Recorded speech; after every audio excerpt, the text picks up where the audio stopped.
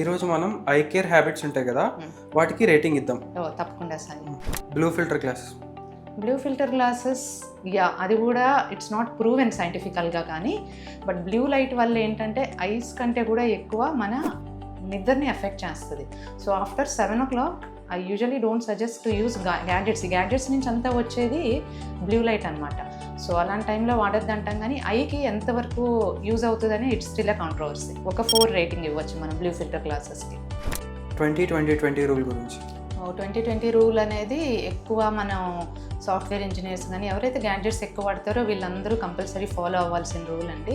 So దీనికి మనం 9 out of 10 ఇవ్వచ్చు, ఆ 10 out of 10 కూడా అవ్వచ్చు.